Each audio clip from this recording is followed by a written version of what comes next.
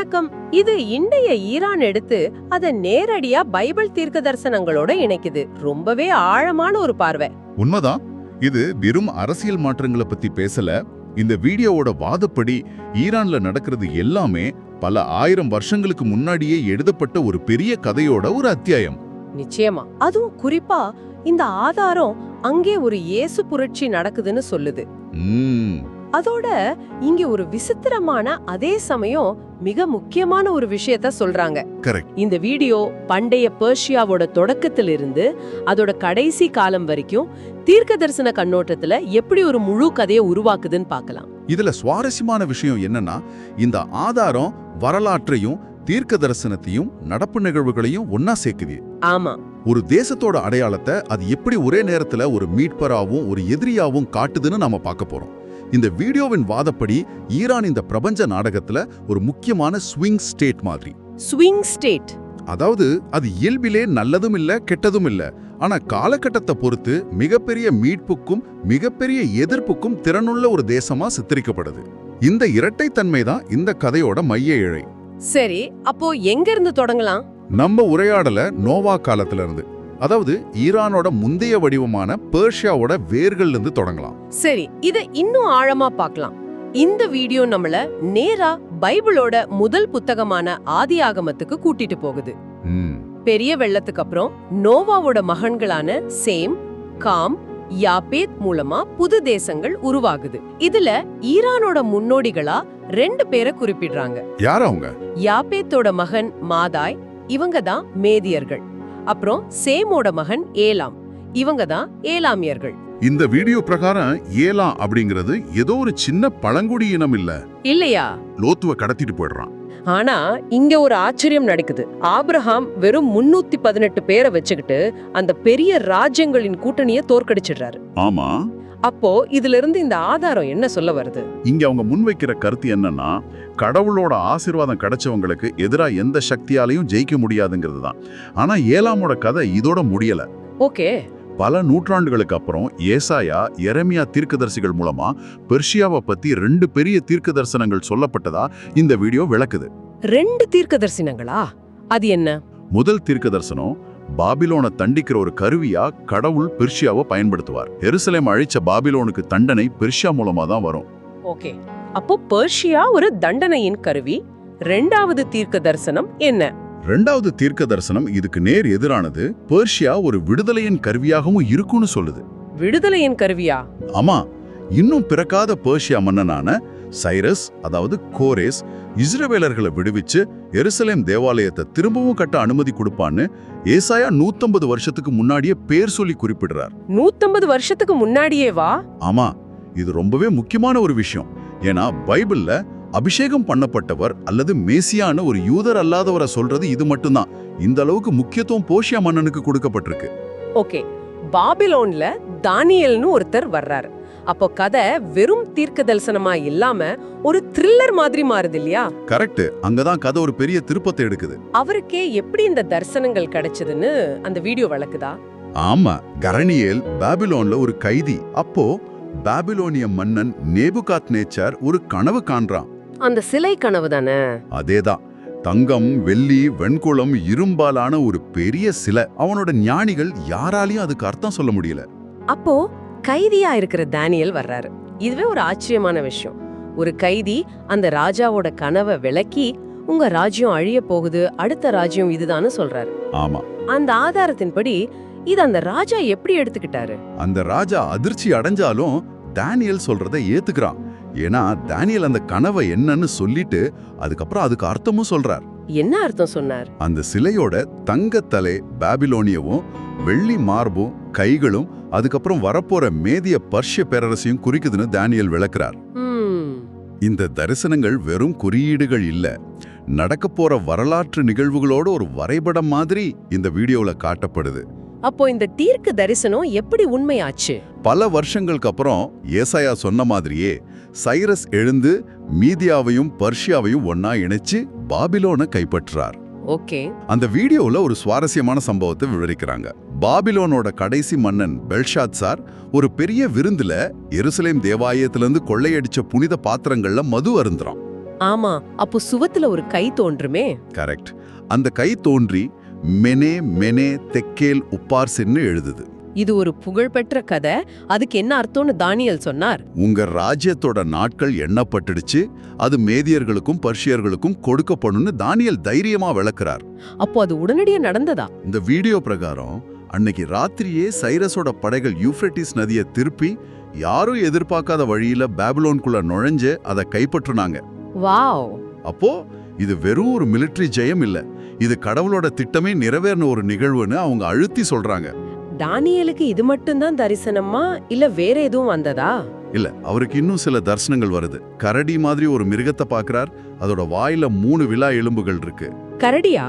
அதுக்கு என்ன அர்த்தம்? அந்த கரடி பர்ஷியாவையும் அந்த 3 விலா எலும்புகள் அது கைப்பற்ற போற லிடியா, பாபிலோன், எஜிப்துங்கிற 3 பெரிய ராஜ்யங்களையும் குறிக்குதுன்னு இந்த ஆதாரம் விளக்குது. சரி. அதுக்கப்புறம் 2 கொம்புகளை கொண்ட ஒரு ஆட்டுக்கடா, அதாவது பர்ஷியா தர்சனத்துல வருது. அத மேற்கிலிருந்து வர்ற ஒற்றை கொம்பு ஆடு, அதாவது கிரேக்கம் அல்லது அலெக்சாண்டர் தாக்கி தோற்கடிக்குது. சொன்ன ஒரு தீர்க்க தரிசனம். ஆமா. இந்த வீடியோவின் வாதப்படி இதுவும் அப்படியே நடந்துதான். ஆமா. இந்த தரிசனங்கள் ஒவ்வொன்றும் வரலாற்று ரீதியா நிறைவேறினதை அந்த ஆதாரம் சுட்டி காட்டுது. சைரஸோட மகன் 2ஆம் கம்பிசஸ் எகிப்தை கைப்பற்றினான். அப்போ 3வது விலா எலும்பும் முடிஞ்சது. ஆமா. இதோட அந்த 3வது விலா எலும்பும் கடிக்கப்பட்டது. பல நூற்றாண்டுகளுக்கு அப்புறம் மாவீரன் அலெக்சாண்டர் பர்ஷிய பேரரசை அதிவேகமா தோற்கடிச்சார்.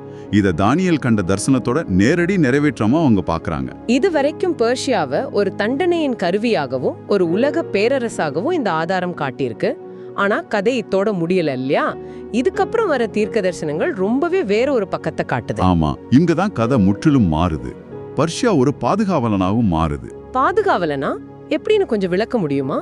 பெர்ஷிய பேரரசு அதோட உச்சத்துல இருந்தப்போ சூசா நகரத்துல எஸ்தரோட கதை நடக்குது. பெர்ஷிய மன்னர் அகஸ்வேரஸ் ஒரு யூத பெண்ணான எஸ்தரை தன்னோட ராணியா தேர்ந்தெடுக்கிறார்.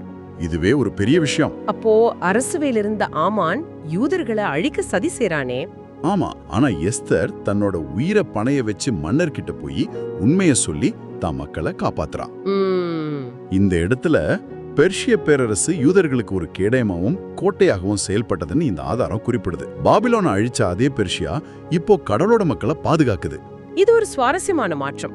அதுக்கப்புறம் பல நூற்றாண்டுகள் கழிச்சு பெர்ஷியா மறுபடியும் ஒரு முக்கியமான பாத்திரத்துல வருது. ஆமா.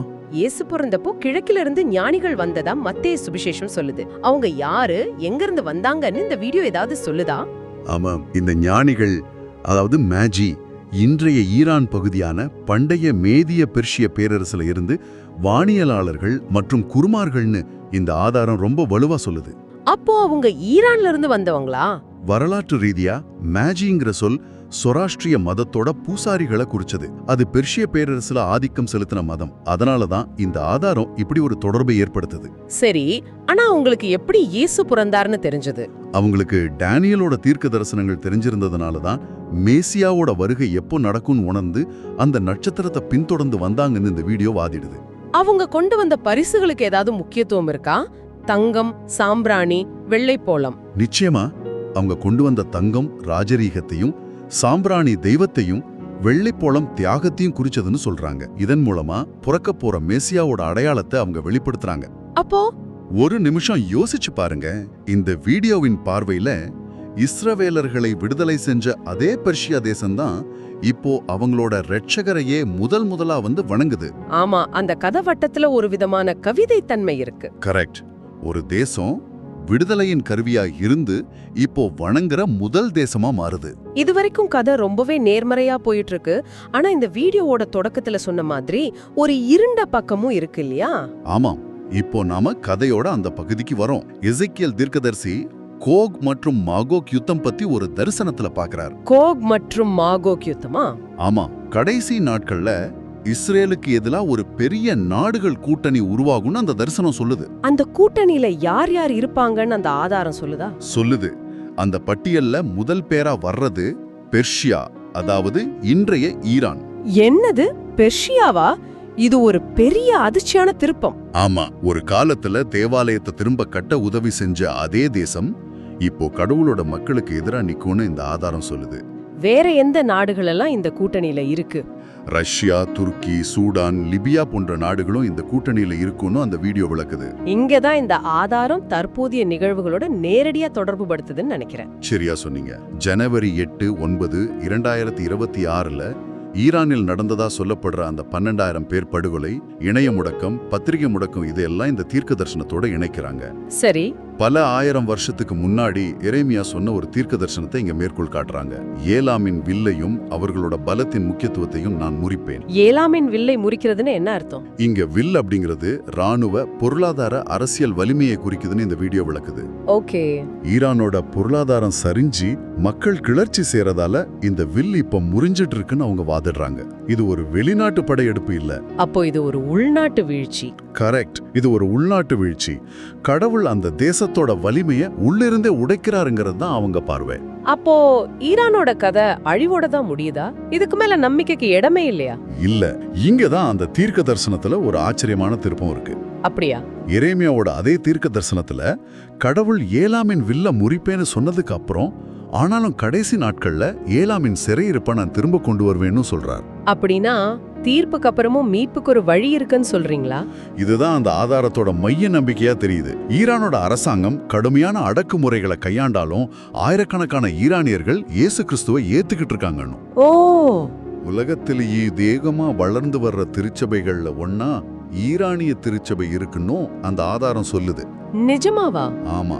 இளைஞர்கள் இயேசுவோட தரிசனங்களை காண்பதாகவும், ரகசியமா பைபிளை படிச்சு நிலத்தடி வீட்டு தேவாலயங்கள்ல கூடி வர்றதாகவும் அந்த வீடியோ குறிப்பிடுது. அப்போ அந்த மீட்பு ஏற்கனவே தொடங்கிடுச்சுங்கிறதா உங்களோட வாதம். இது ஒரு ஆச்சரியமான பார்வை. அப்போ இந்த வீடியோவின் படியே பெர்ஷியாவோட கதை ஒரு விதத்துல மனிதகுலத்தோட கதையை போலவே இருக்கு. மிகச்சரியா சொன்னீங்க. மீட்கப்பட்டது, வீழ்ந்தது, தீர்ப்பளிக்கப்பட்டது, அப்புறம் கிருபையால திரும்பவும் நிலைநிறுத்தப்பட்டது. இந்த முழு சுழற்சியையும் பெர்ஷியாவோட கதையில அவங்க காட்டுறாங்க.